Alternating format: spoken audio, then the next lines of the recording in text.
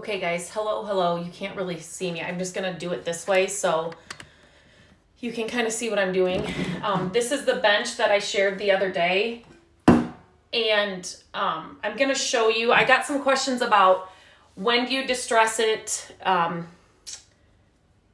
some other questions. So I thought I would just get on here and answer it. It's taken me a while to get this done. So we've had car issues with one of the cars, and so Monday was taken up with that, and then I could not get all the nails off of this thing, so I had to wait for Matt to do that, blah blah blah. So anyway, if you saw my posts in my stories, this was horsehair on this padding. I shared this in a live earlier this week, so you can go back and see what this started out as and why I'm doing it the way I'm doing it, but I thought I would kind of show more in the process now that I'm working on it and kind of want to finish it. So if you can see me and hear me, let me know. Just give me a thumbs up or tell me where you're from or whatever, just so I know that this is working. There's always a lag in it, so I just kind of continue until I can see people are here. I thought I was going to say something else, but now I can't remember. So what I did first was I put on 2 coats of white paint. I used the Dixie Belle paint color cotton. I love that. And now the sunshine is going to come out. Oh, hopefully this is not too much of a glare. So I did 2 coats of white paint, and I wanted to, so some of these areas, I thought it would be good to kind of just share these things because I get a lot of questions about this stuff, and so this is kind of a perfect little project to share. So if you guys can see, let me do it this way. So this is it's going to sit in here, right? So it's going to come down a little bit. It's not going to go this way. This is where all the holes were. So right inside here, I know I'm going to have to paint, but can you see where I just did inside here 1 coat of paint and how horrible it looks? You can see the brush strokes, you can see the dark wood coming through, and not in a cool way. Not up here, but more in here. So that is totally normal, and do not give up at that stage because that's normal. That's the way it's going to look.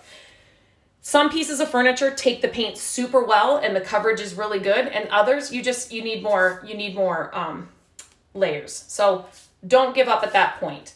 I will go in and paint this over because this is going to be seen.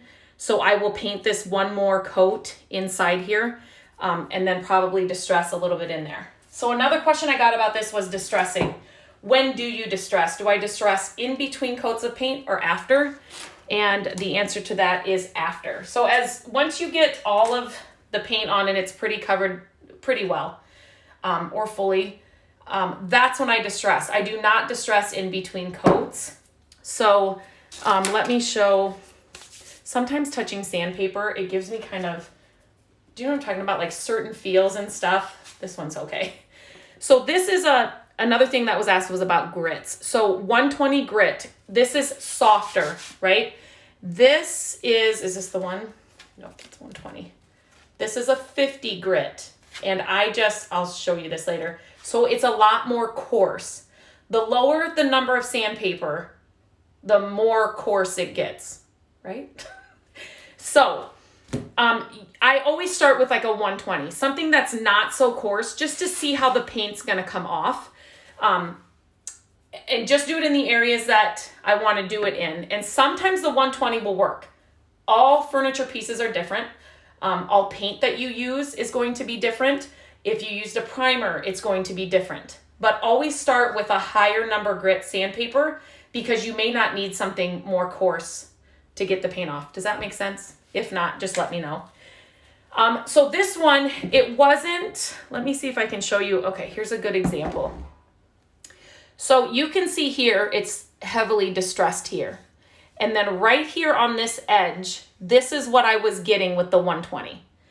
This is totally fine. But for this one, this piece, I just wanted it a little more distressed. And so I'm going to use, so can you see the difference? I'm going to use the 50 on it just to give it a little more distressing.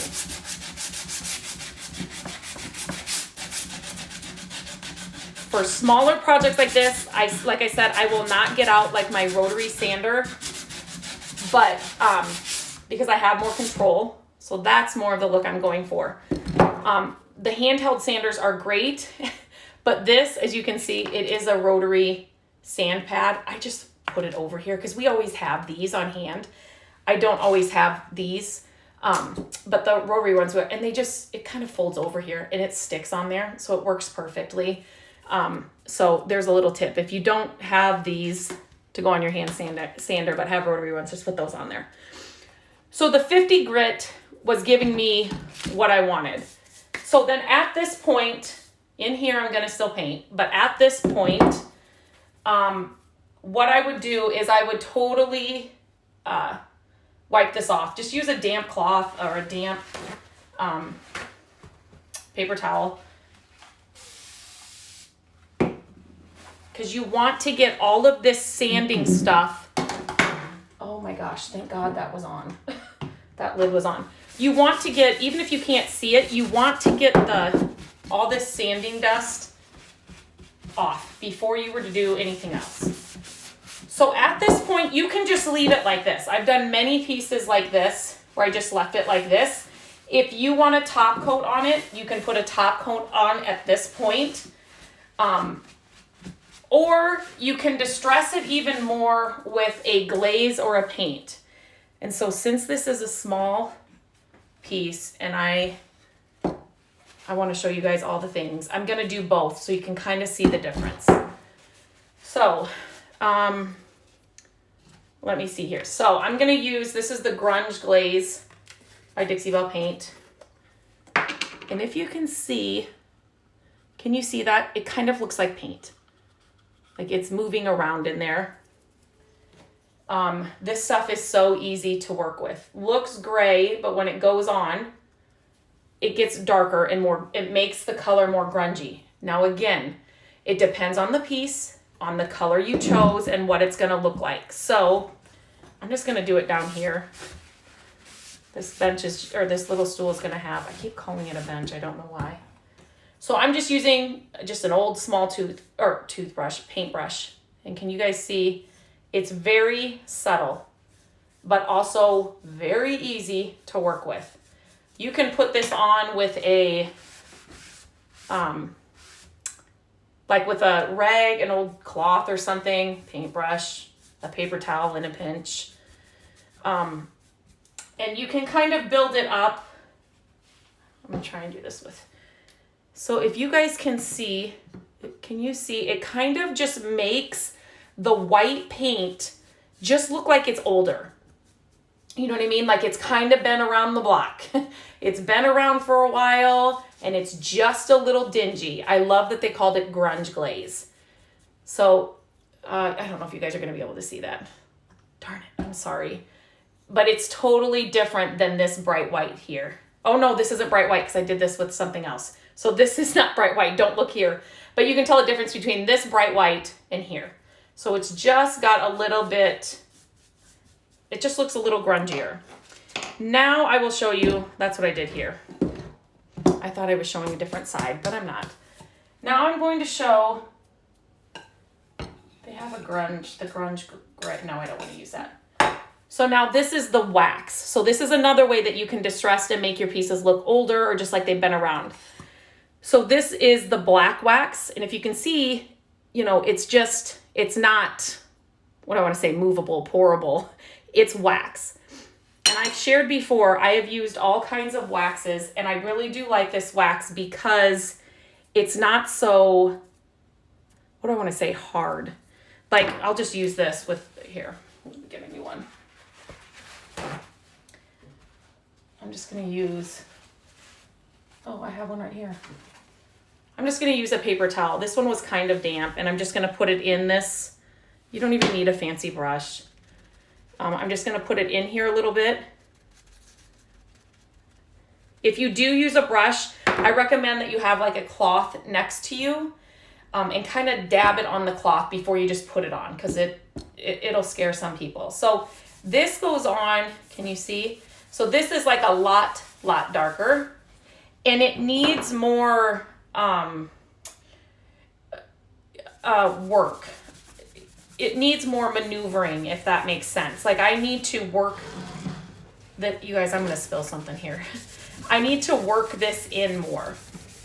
So sometimes, so what I do is I put it on a little bit at a time, and then I go back in with a clean side, and I wipe it all off, the excess. And sometimes I will take some water, and I will go in and just wipe it off even a little bit more, just because if it, this is an accident waiting to happen, just because if it's just too dark, the water helps.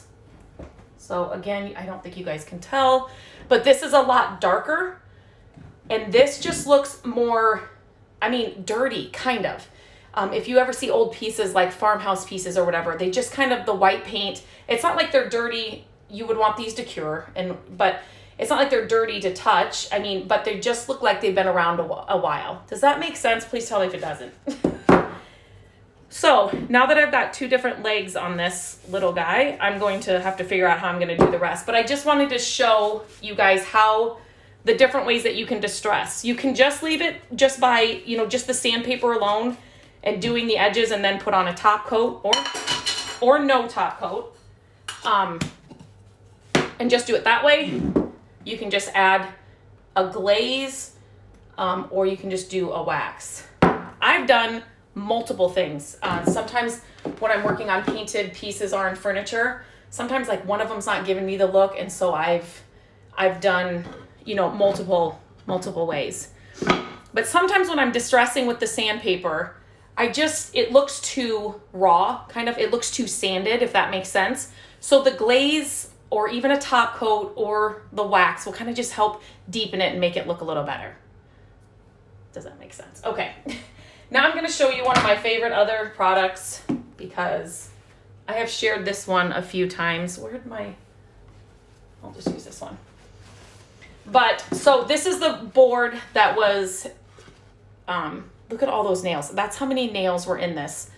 The horsehair was here, and then the fabric came on top of this. So I did not want fabric. I didn't want any fabric on it.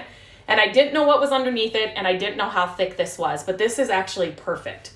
And so we just took the horsehair off. Matt got all the nails out of there. And I'm just going to use it like this.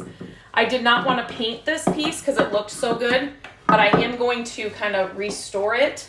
You guys, if you do not have this in your house, I can send you a link for these two. If you want a link to any of this stuff, let me know. But you need this stuff in your house. It comes in tons of different colors. I shouldn't say like millions, but it comes in many colors. We have used this stuff on so many things. We've used it, just look what it does. I mean, it just renews wood. It's just,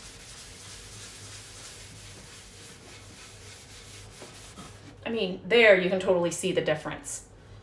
We have used it on cabinets, furniture pieces. I did an entire dresser just with this stuff, you guys, and when I bought it, it did not look good. That one's up on the website. But it literally, this is all that I used, was just I think it was the dark walnut. It could have been the natural, I can't remember, but I just used the Restore finish on it. And that's all it needed. But look at the difference. That little, and you don't have to use, you can kind of see, you don't have to use, and look at how much better that looks. Now here, again, I will be painting inside here again, just because you will see it, but this is how I would use this stool in our home. Let me put this lid on because we know what happens. So this is totally how I would use it in our home. I would set things on here. You could set it on a buffet. You could set it, it's a little tall to set next to like a kitchen sink, but you could use this for so many things, or just use it as a footstool. Stack books up on this next to a chair. But yeah, to see the before of this, just head back. I shared it, what was it, a couple days ago. I shared the live of what I was doing with it and what I was planning on doing with it. So that was the before. You can't really tell this, can you? Gosh, this is so yellow, and I think I'm gonna have to do more of the dark glaze to cover this to do the rest of it. But I like this, the dark wax, sorry. But I like the glaze look better. Maybe I'll sand this down and redo this side. But I just wanted to show you guys the difference and different ways that you can you can distress furniture in pieces that you're doing. So I see that there are some people here. I just want to know if there's any questions. Okay.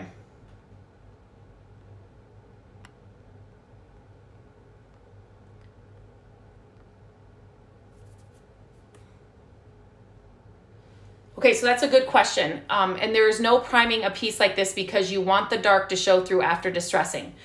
So that's a great question, and yes and no. So sometimes if a piece looks really red, I will prime it. But this color, when it's dark wood like this, and like I said, you can see the before in the last live I did, but when it's dark wood like this, I will just paint right over it. And Dixie Belle paint makes it so you don't have to prime. It works really well on furniture pieces like this, on lots of things. But so you don't need to prime it. You just need a couple coats just to get a good, you want it to look authentic, right? So you want it to look painted. So get a good coverage on it and then start distressing. But yeah, you don't have to prime it. The only time I really prime is if the piece is really orange or it's really red and I don't want, and I'm not going to distress it. Then I prime. But if it's even a dark piece that I'm just going to paint like all white, or I'm just going to paint it, like I'm not going to distress it at all, I don't always prime it because the paint will stick. You just may need a few coats. And when I say priming, I should say with like the Dixie Belle paint, I use their Boss product, and it's, so there's no, it kind of makes it so the colors or the reds or the oranges and stuff won't come through. So that's the only reason I'm ever really using that. It's just because if it's a really red piece, sometimes it can make like a lighter color paint look pink or light orange, or you know what I mean? So that's the only time I'm really doing that. Okay, I think that was the only question. Does anybody have any other questions? I'm going to have to, I don't know, I might just leave it. It's not that noticeable. But I'm going to finish this. Okay, that's it. And I do paint underneath. I will, like little pieces like this, I do paint underneath them. That was another question I got last time when I shared the beginning part of this. Is there anything I didn't cover? I think that was everything I wanted to show you guys. The sanding, the different ways, the wax, the glaze. I think that was everything. And then the restore finish. So maybe I'll get this thing done. Okay, here.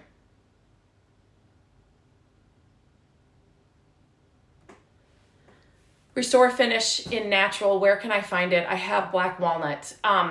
You can find it on Amazon. That's where I've gotten a lot of ours. I'm sure it's at Home Depot.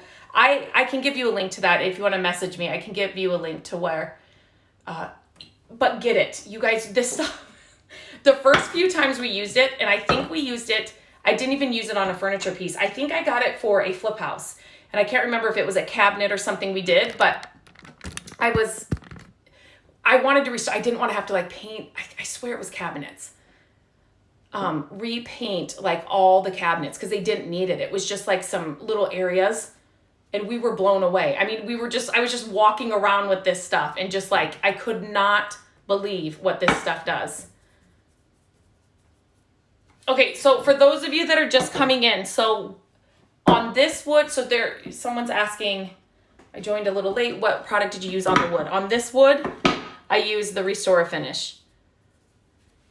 This stuff is unbelievable. It restores whatever wood you have. So we used it, we tried it on some areas on hardwood floors in one of our flip houses. And so somebody said, would you do all of the hardwood floors? No, because it would make it super slick. But there were some areas like on edges in a wood floor in our flip house that we used it on, and it worked well for that. We've used it on cabinets, furniture, just like wood pieces like this. If I'm making signs, you know, and we always pick up old wood boards and stuff that we find. So just to kind of breathe new life into them, It's good stuff. You should get it and try it out.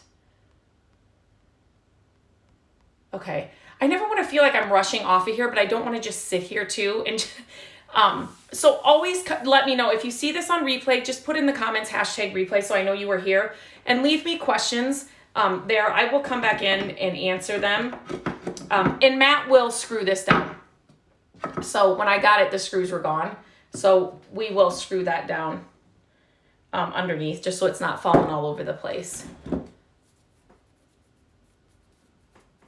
Okay.